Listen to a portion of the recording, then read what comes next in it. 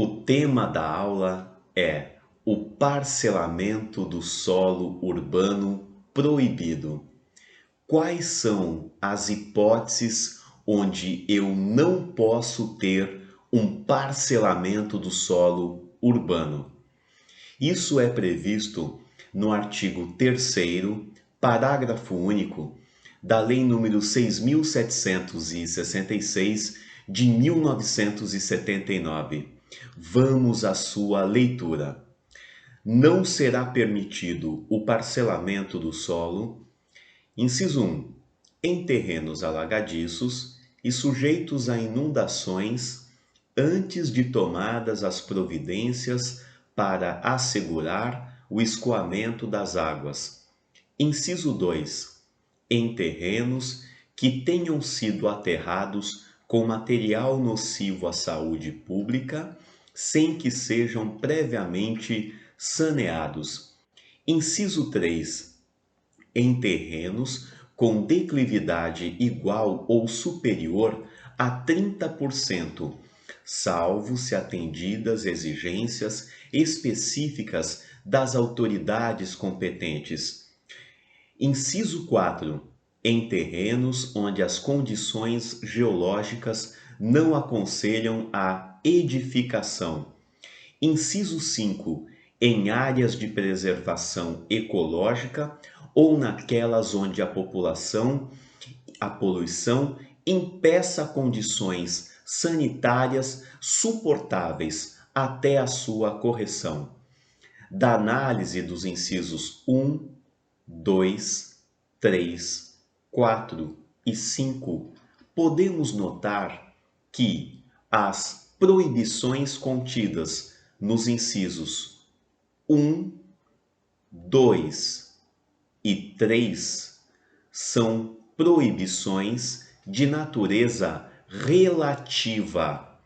Por que relativa? Porque, dependendo de certas condições, admitirão o parcelamento do solo urbano.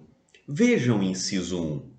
Não é permitido o parcelamento do solo em terrenos alagadiços e sujeitos a inundações. Mas se forem tomadas as providências para assegurar o escoamento das águas, com a execução de obras de infraestrutura básica, projeto de micro ou macrodrenagem, será possível, sim, a ocupação deste terreno. Vejam o inciso 2. Em terrenos que tenham sido aterrados com material nocivo à saúde pública, não é permitido o parcelamento do solo. Mas se forem previamente saneados, esse parcelamento será possível.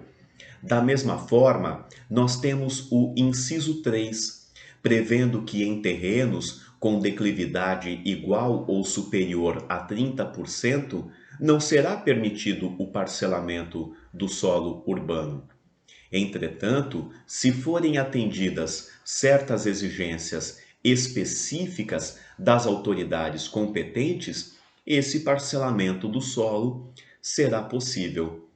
É por isso que as normas do inciso 1, 2 e 3 são relativas, enquanto as normas dos incisos 4 e 5 são de natureza absoluta, não admitem em qualquer hipótese a aprovação de um loteamento, de um desmembramento ou de um condomínio, que são aqueles terrenos que as condições geológicas não aconselhem a instalação de um parcelamento do solo, ou então aqueles terrenos constituídos por áreas protegidas.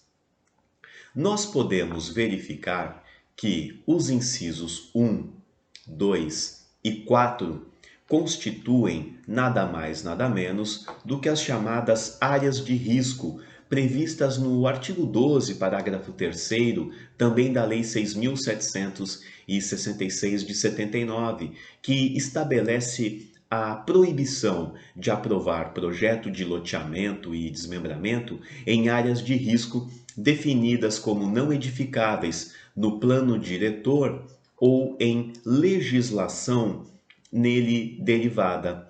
Isso porque nós verificamos que o artigo 42A do Estatuto da Cidade, Lei 10.257 de 2001, prevê que o plano diretor para aqueles municípios que façam parte do Cadastro Nacional de Áreas de Risco, ou o entendimento que se faz também para os municípios com área de risco, é necessário sim o mapeamento contendo as áreas suscetíveis à ocorrência de deslizamento de grande impacto, inundações bruscas ou processos geológicos ou hidrológicos correlatos.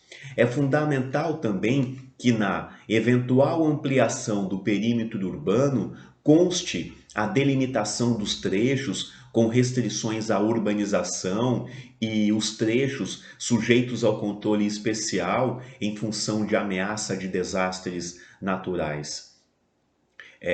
A aprovação de qualquer projeto de loteamento em uma zona que seja de origem à ampliação do perímetro urbano, será exigido esse projeto específico do artigo 42b do Estatuto da Cidade.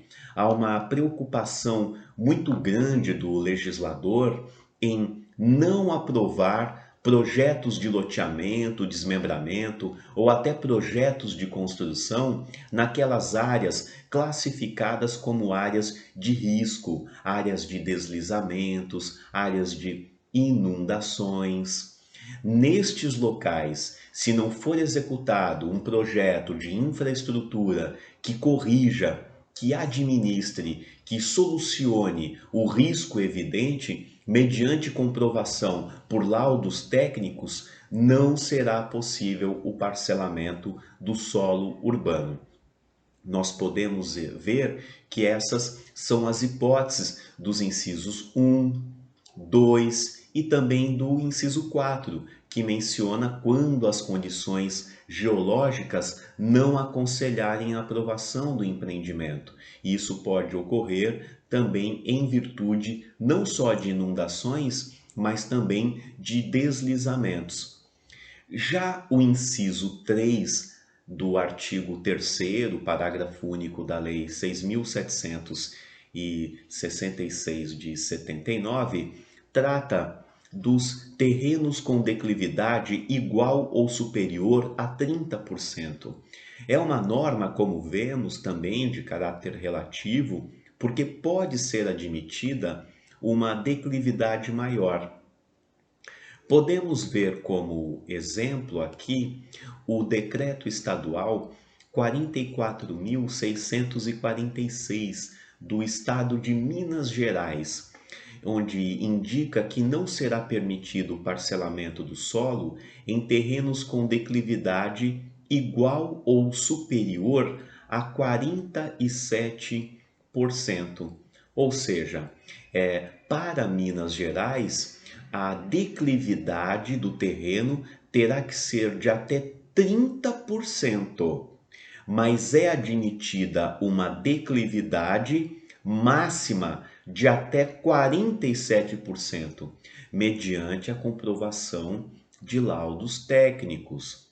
Chamamos também a atenção dos alunos para o Código Florestal, Lei 12.651 de 2012, que no artigo 11 prevê, em áreas de inclinação entre 25 graus e 45 graus, serão permitidos o manejo florestal sustentável e o exercício de atividades agrocivil-pastoris, bem como a manutenção da infraestrutura física associada ao desenvolvimento das atividades, observadas boas práticas agronômicas, sendo vedada a conversão de novas áreas, excetuadas as hipóteses de utilidade pública e interesse social. Aqui é importante consignar que o legislador, na Lei de Parcelamento do Solo, falou em porcentagem, enquanto que no Código Florestal fala em graus. Declividade de 30% corresponde a 17 graus. Declividade de 47% corresponde a 25 graus. É por esse motivo que o Decreto Estadual 44.646 do Estado de Minas Gerais menciona que a declividade máxima é 30%, mas poderá ser admitida até 47%. Por que até 47%? Porque corresponde a 25 graus. 25 graus, como vemos no artigo 11 da Lei 12.651 de 2012, são as chamadas áreas de inclinação. Essas áreas de inclinação, como consta do artigo 11, são destinadas ao manejo florestal sustentável e exercício de atividades agrocivil-pastoris. O que isso quer dizer? Quer dizer que entre 25 graus e 45 graus não é admitida atividade urbana, é apenas admitida atividade rural. Dessa forma, se a declividade é entre 25 graus e 45 graus, como menciona o artigo 11 do Código Florestal, não será possível a aprovação de um parcelamento do solo urbano, porque o parcelamento de solo urbano é para atividades tipicamente urbanas e é moradia, comércio, indústria e não manejo florestal ou atividades agrocivil-pastoris, como consta do dito artigo 11. A declividade acima de 45 graus, ela é proibida. Não é admitido nem atividade urbana e nem atividade rural quando temos uma declividade acima de 45 graus. Quando essa declividade é até 25 graus, é admissível a ocupação por parcelamento do solo para fins urbanos. Acima disso, apenas para atividades rurais. Temos também que mencionar a respeito do artigo 3º, inciso 5 da Lei 6.766 de 79, parágrafo único, pois ali trata da proibição de parcelamento do solo naquelas áreas de interesse ambiental, as áreas de interesse ecológico, as áreas que são protegidas. Nós temos aí diversas e inúmeras categorias que podemos mencionar de áreas com proteção. Vamos citar a primeira delas, que são as áreas de preservação permanente. Nas áreas de preservação permanente, não é admitido o parcelamento do solo urbano. E quais são essas chamadas áreas de preservação permanente? Elas estão no artigo 4º do Código Florestal, na Lei 12.651. São os cursos d'água, é o que está no inciso 1, são as áreas no entorno dos lagos e lagoas naturais, é o que está no inciso 2. Nós temos no inciso 3 as áreas no entorno dos reservatórios d'água artificiais, decorrentes de vazamento ou represamento de cursos de água natural. Nós temos também o inciso 4, que são as nascentes e olhos d'água, no inciso 5, as encostas ou partes das encostas com declividade superior a 45 graus, equivalente a 100% na linha de maior declive. As encostas são áreas de preservação permanente e por isso que dissemos, não são suscetíveis à ocupação.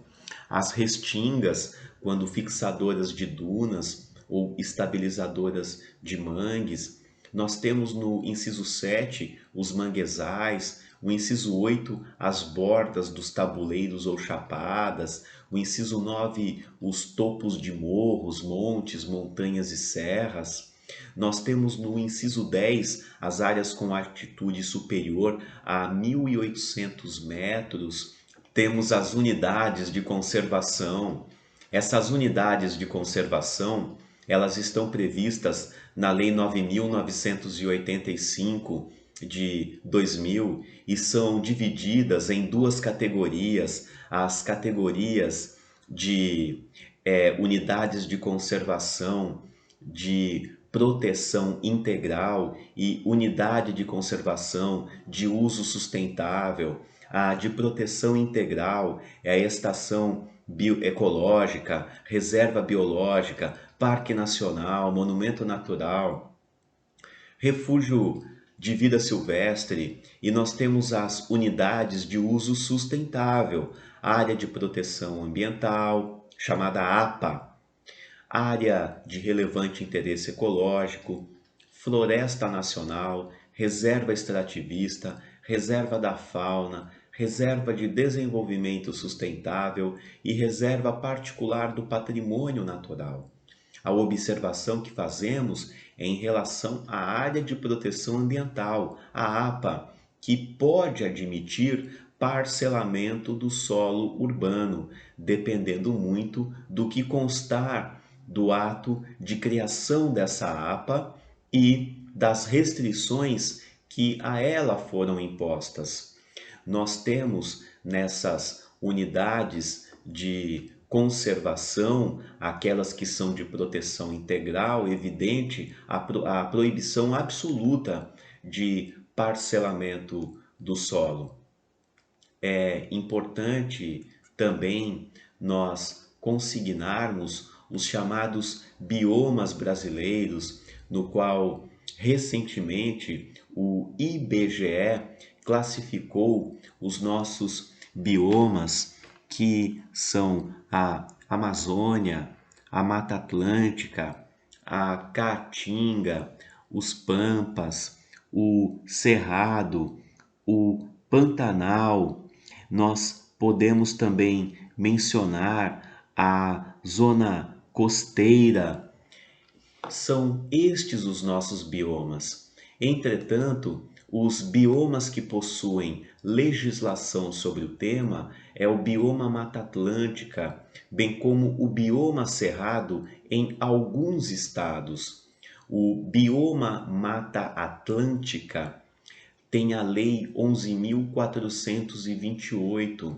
Essa Lei 11.428, ela não proíbe o parcelamento do solo, ela regulamenta a supressão de vegetação em área de Mata Atlântica, o corte ou a supressão de vegetação primária ou secundária, nos estágios médio ou avançado de regeneração do bioma Mata Atlântica, ficam condicionados à compensação ambiental.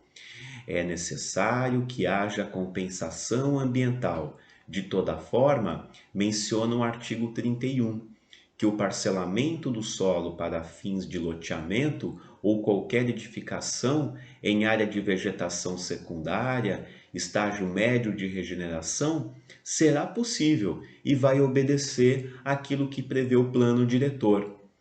Caso o perímetro urbano tenha sido criado até a data de publicação da Lei de Bioma Mata Atlântica, a 11.428 de 2006, se o perímetro urbano foi criado até essa data de publicação, então será exigido que haja a preservação de 30% da vegetação.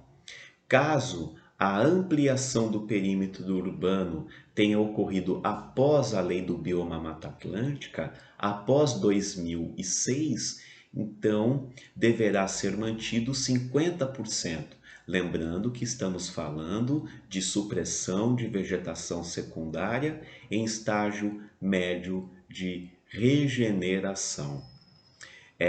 Norma semelhante nós vemos na legislação do bioma cerrado. O estado de São Paulo, por exemplo, tem a lei estadual número 13.550 de 2009 sobre esse tema.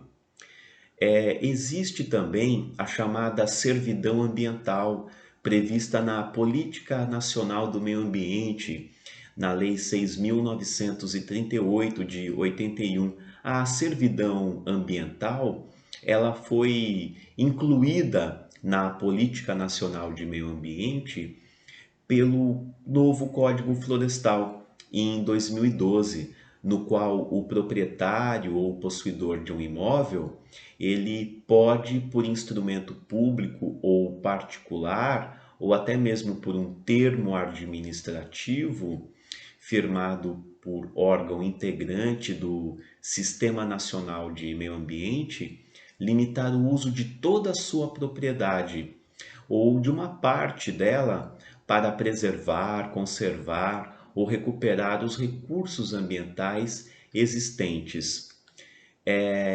Dessa forma, nós podemos resumir como: onde não é permitido o parcelamento do solo, em áreas de preservação permanente, não é possível parcelamento do solo.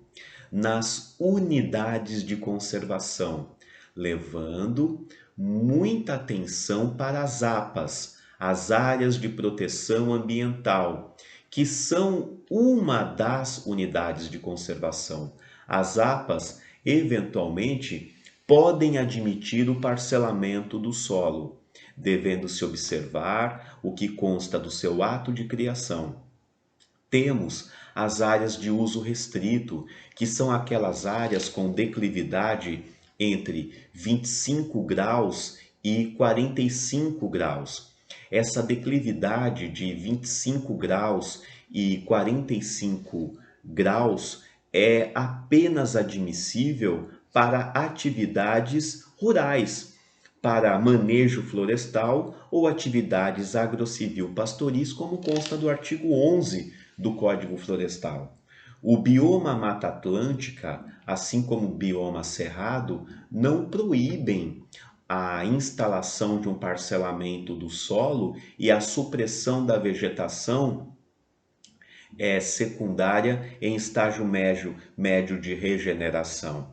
O que estabelece é a necessidade de manutenção de 30% da vegetação para perímetros urbanos anteriores à lei do bioma Mata Atlântica ou 50% de manutenção da vegetação para perímetros urbanos que foram ampliados após a lei do bioma Mata Atlântica, após 2006. Temos a servidão ambiental, que comentamos agora há pouco. A zona costeira também é necessário que não haja nenhum tipo de parcelamento do solo naquela que é considerada a zona costeira. As praias não são suscetíveis à ocupação, constituem bem público de uso comum do povo. Nós temos as áreas de proteção de mananciais, chamadas de APMs. Essas áreas de proteção de mananciais não proíbem de forma absoluta o parcelamento do solo urbano. É necessário verificar da lei que criou essa área de proteção de mananciais as eventuais restrições urbanísticas que possam existir na ocupação do solo. As áreas de reserva legal são áreas instaladas na zona rural e, por estarem na zona rural, evidente que não admitem o parcelamento do solo para finalidade urbana. As áreas verdes, que se foram criadas como áreas verdes, evidente que não estão destinadas ao parcelamento do solo urbano. São chamadas áreas não edificáveis, devem ser utilizadas para os fins aos quais foram criadas. Temos ainda os apicuns e salgados, que são um destaque dos manguezais e podemos incluí-los entre as áreas de preservação permanente e são destinados à carnicicultura, aos camarões e no caso dos apicuns, e os salgados são destinados às salinas presentes na região nordeste do país. São estas as hipóteses de proibição do parcelamento do solo para fins urbanos, que estão previstas no parágrafo único do artigo 3º. O inciso 1, o inciso 2 e o inciso 4 mencionam sobre as áreas de risco, onde não é suscetível o parcelamento do solo. Já o inciso 3 menciona sobre a declividade máxima é de 30% ou 17 graus, podendo chegar até 47% ou 25 graus. Mais do que isso, é só zona rural, não é admitido parcelamento para finalidade urbana. E, por fim, nós temos o inciso 5. O inciso 5, ele menciona aquelas áreas que são de interesse ecológico, que não estão suscetíveis ao parcelamento do solo. São as áreas de preservação permanente, as unidades de conservação, com uma ressalva, as APAs, são as áreas de proteção de mananciais, devendo-se observar o ato que as criou, as limitações que foram impostas, assim também como a reserva legal, as áreas verdes, os apicuns e salgados, bioma Mata Atlântica, bioma Cerrado, tudo isso deverá ser muito bem observado pelo empreendedor e pelo administrador municipal.